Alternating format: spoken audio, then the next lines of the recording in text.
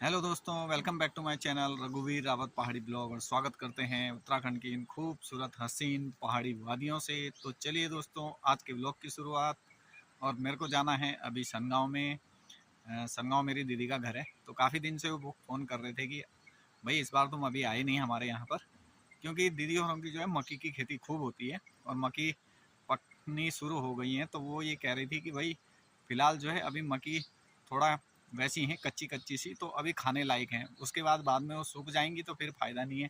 फिर तो वो बिल्कुल वही है, सूख के तोड़ो और उनके बीज निकालो और आटा की फिर रोटी बनाओ मक्की के आटे की, तो वो उस काम आती है। अभी वो जो है खाने के काम आ जाती है, कच्ची मक्की भून के या उबाल के आप उनको खा सकते हैं, बड़ी ज़बरदस्त लगती है। तो इन्हीं के लिए वो कह रहे थे कि भाई आ जाओ, अब तुम्हें मक्की खानी है तो आ जाओ। तो मैंने सोचा चलो भाई, आज जो है मौसम साफ़ है, शाम के टाइम का मौसम क्लियर है, बारिश का कोई चांस नहीं है। तो अभी हम निकलते हैं सनगांव के लिए। तो बने रहिए ब्लॉग में और दिखाते हैं आपको सनगांव की लोकेशन। ये है हमारी मेन रोड जो भोजपुर से सिला चौकी के लिए आती है। और यहीं से एक रास्ता कटता है, ये भी पुल है। यहाँ से पुल से एक रास्ता कटता है सनगांव के लिए। तो इस पुल का नाम ही सनगांव वाला पुल है, क्योंकि आगे जो गांव है इसका नाम सनगांव है। तो पुल का नाम भी सनगांव ही रखा हुआ है। जो कोई कहता है भाई कौन कहाँ पे मिला, सनगांव के पुल पे मिला। ये ये कहा बस। तो आजकल देखिए नदी का पानी बिल्कुल साफ हो गया है। ये हमारी नदी है और पानी बिल्कुल क्लियर आ रहा है। इसी पुल के बगल से एक ये नाली का पाइप है, ये भी पुल जैसा है बनाया हुआ। और इसमें सिंचाई के लिए पानी जाता है, तो जो सूर्यधार गांव के लिए जाता है। तो ये पाइप है पानी का और इसके ठीक नीचे से नदी है। पुल के नीचे जो पानी गिर रहा है ना नदी का, देखिए कितने खतरनाक स्पीड से गिर रहा है और कितनी तेज आवाज़ इसकी आ रही है। तो यहाँ पर ये जो गड्ढा है बहुत बड़ा गड्ढा है भाई। तो इस ये पानी से तो ऐसे लग रहा है कि बिल्कुल छोटा सा होगा, लेकिन इसका गहराई का अनुमान किसी को नहीं है कि ये गहरा कितना है। तो ये बहुत खतरनाक गड्ढा है, तो भूल के भी यहाँ पर ना नहाएं, क्योंकि पिछली बार भी यहाँ पर जो स्कूल के बच्चे नहा रहे थे उनमें से एक बच्चा डूब गया था और वो काफ़ी मशक्क़त के बाद बहुत देर बाद निकाला गया था। तो कोई भी दुर्घटना हो सकती है, इसलिए यहाँ पर नहाना उचित नहीं है, क्योंकि ये बहुत खतरनाक स्पॉट है। यहाँ पर लगता है बहुत सुंदर है लेकिन उतना ही खतरनाक है। पानी की आवाज़ कितनी खतरनाक आ रही है।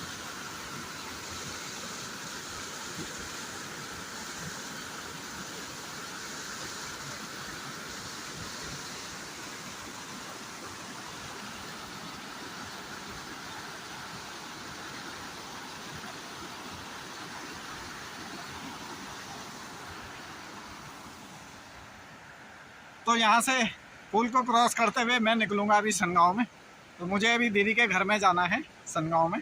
काफ़ी दिन से वहाँ गए नहीं हैं, तो मन का चलो आज मौसम बिल्कुल साफ़ है, क्लियर धूप है, सूर्य भगवान बहुत तेज़ चमक रहे हैं। तो उनका आज चलिए थोड़ी देर घूमना ही हो जाए।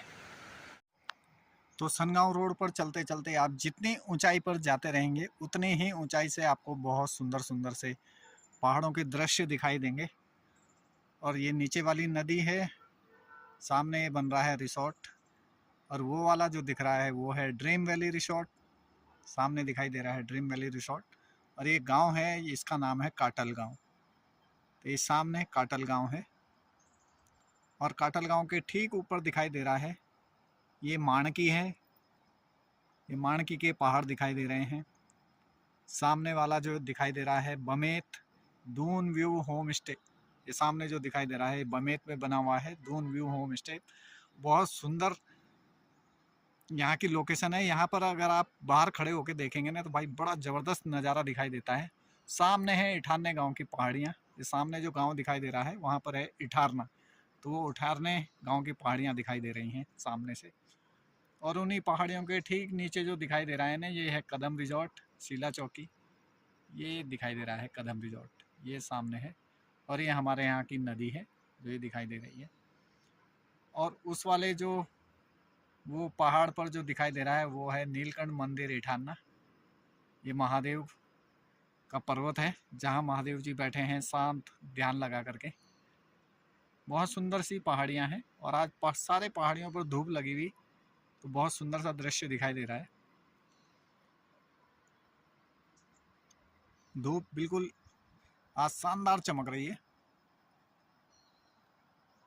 यहाँ पर भी रोड के ये दोनों तरफ ये पूरे फूल ही फूल नज़र आ रहे हैं।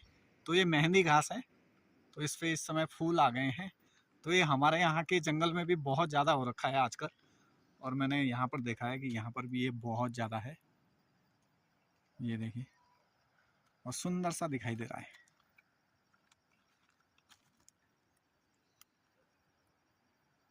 बहुत ज़्यादा हो रखा है।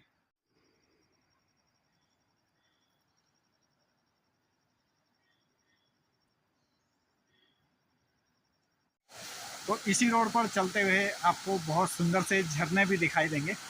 तो देखिए, झरना जो है मेन रोड पर बहता हुआ, और इस झरने का पानी नीचे गिर रहा है। देखिए कितना सुंदर दिखाई दे रहा है, अमेजिंग। झरने की आवाज़, सैं सैं करते हुए झरने की आवाज़।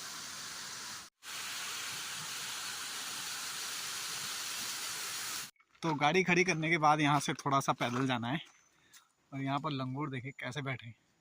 तो सामने नीचे जो दिखाई दे रहा है ना, इन पहाड़ियों के बीच में, यह है जोली ग्रांट एयरपोर्ट। बहुत सुंदर सा नज़ारा। तो जितनी ऊंची पहाड़ियों पर आप चढ़ते रहेंगे, उतने ही सुंदर सुंदर नज़ारे यहाँ के दिखते रहेंगे आपको। तो मेन रोड से वहाँ जाने के लिए आधा किलोमीटर की दूरी तय करनी पड़ती है। जा तो वहाँ गाड़ी भी जाती है, लेकिन मैं जब भी आता हूँ गाड़ी यहीं नीचे रोड पे खड़ी करके पैदल ही आता हूँ। रिस्क क्यों लें भाई। ये हो रही है यहाँ पर हल्दी की खेती। तो यहाँ पर ये खेती हो रही है फिलंगे की। इससे जो बीज निकलता है ना, उसका तेल निकालते हैं, तो ये खाने के लिए बहुत टेस्टी होता है। सामने है अरबी की खेती, ज़बरदस्त हो रखी है भाई। ये है भंगजीर, जिस भंगजीर की चटनी बनाई जाती है, वो देखिए कितनी बड़ी बड़ी हो रखी है। तो कुछ टाइम बाद इस पर भंगजीर लगेगी और फिर चटनी खाने के लिए तैयार। मिर्च, पूरा खेत हरी मिर्च और भिंडी से भरा पड़ा है। कितनी ज़्यादा हरी मिर्चें हैं। और सामने पूरा खेत अदरक का लगा हुआ है। अरबी, अदरक, हल्दी, भाई साहब खेती ज़बरदस्त। कितनी ज़्यादा अदरक लगी हुई है। ये देखिए, पूरा खेत अदरक का भरा पड़ा है। तो यहाँ के लोग खेती किसानी बहुत ज़्यादा करते हैं। गाय भैंस पालन भी बहुत ज़्यादा करते हैं। ये देखिए, कुछ खेत बांके रेडी कर दिए हैं राजमा बोने के लिए। तो ये हैं इनकी दो भैंसें। तो घी दूध भरपूर यहाँ पर मिलता है। दो भैंसें पाल रखी हैं। सब्जी इनके यहाँ बहुत, कहीं भिंडी है, कहीं खीरे हैं, कहीं लौकी की बेल हैं। मक्की यहाँ पर बहुत ज़्यादा, इतनी बड़ी बड़ी मक्कियाँ हो रखी हैं। देखो, ये देखो कितनी सारी मक्की हो रखी है। चिचिंडे की बेल है, चिचिंडे बहुत सारे लगेंगे अब।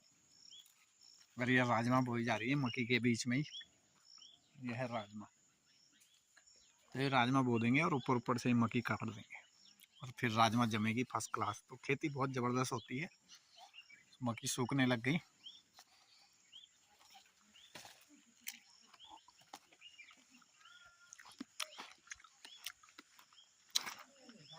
अरे मक्की का कट्टा बांध दिया मेरे लिए, तो ये मैं ले जाऊंगा घर के लिए। इतनी सारी मक्की, और इतनी सारी यहाँ पर सूख रही हैं ये। तो इनका बीज निकाल के फिर इनका घराट से पिसवाएंगे मक्की का आटा। मक्की की रोटी बहुत टेस्टी बनती है।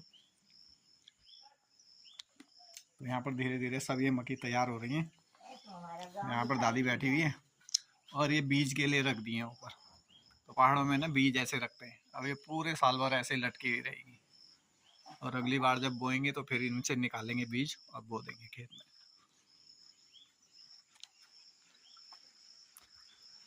तो वही ये है सनगांव, दीदी का घर।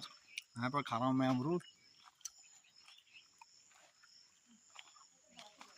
बहुत सारे अमरूद पक रहे हैं, और पीछे मक्खियाँ ज़बरदस्त। एक कट्टा मक्खी मेरे लिए रख दिया है तोड़ के। अब मक्खी लेके मैं चलूँगा घर के लिए। सनगांव जो है एक बहुत बड़ा गांव है, लेकिन यहाँ गांव वगैरह कुछ दिखता नहीं है, क्योंकि यहाँ इतने ज़्यादा पेड़ वगैरह हैं ना, घास बहुत ज़्यादा है, और इन्हीं पेड़ों के नीचे बहुत सारे घर बने हुए हैं। लेकिन कुछ भी दिखते नहीं है घर। लास्ट ऊपर चोटी तक घर बने हुए हैं। उस सामने इठाना गांव दिख रहा है, उस सामने महादेव मंदिर, उस सामने इठाने की पहाड़ियों पर बादल। तो भाई देखिए मक्की का कट्टा रख दिया है कंधे पे। अब मैं निकल रहा हूँ घर के लिए, काफ़ी टाइम हो गया है यहाँ पर आए हुए। तो देखिए पहाड़ों में जो है खेती करने के कितने फ़ायदे होते हैं। साग सब्जी आपको सब घर की मिलेगी, और जो खेती में उगने वाली मक्की, अदरक, हल्दी, ये सब चीज़ें आपको जो है घर में ही मिल जाती है। और ऑर्गेनिक होता है, सब खाद का प्रयोग होता नहीं है पहाड़ों में, और सब चीज़ बहुत अच्छी और बहुत स्वादिष्ट होती है। तो दोस्तों मैं जो आया था ना, तो मैं इसीलिए आया था कि दीदी कई दिन से फ़ोन कर रही थी कि भाई मक्की ली जा ले, क्योंकि फिर ये सूखने लग गई हैं, और बाद में सूख जाएंगी तो फिर तुम बोलोगे कि सूखी हुई मक्की दी। तो जब तक थोड़ी बहुत हरी है तब तक ले जा लो, भून के खा लेना, क्योंकि भून के मक्की बहुत टेस्टी लगती है भाई। जो इसका मीठा मीठापन होता है ना भुना हुआ, बहुत टेस्टी होता है। तो इसीलिए मैं यहाँ पर आया था। तो भाई यही पहुँच गया हूँ मैं अपनी गाड़ी के पास, ये है मेन रोड। अब चलते हैं घर के लिए, कट्टा रख दिया है गाड़ी में। अब गाड़ी स्टार्ट करते हैं और निकलते हैं घर के लिए। तो हमारे इन सुंदर पहाड़ों पर सनसेट व्यू का नज़ारा बड़ा ज़बरदस्त होता है। तो देखिए सनसेट व्यू का नज़ारा, नीचे नीचे पहाड़ियों पर छाया सी दिख रही है, और ऊपर शानदार धूप लगी हुई है। तो अब जो है शाम का टाइम है, तो धीरे धीरे सनसेट व्यू हो रहा है, और नज़ारा बहुत ज़बरदस्त और सुंदर दिखाई दे रहा है। ड्रीम वैली, और उसके ऊपर देखिए कितना सुंदर सा नज़ारा दिखाई दे रहा है, पहाड़ और पहाड़ की मस्ती।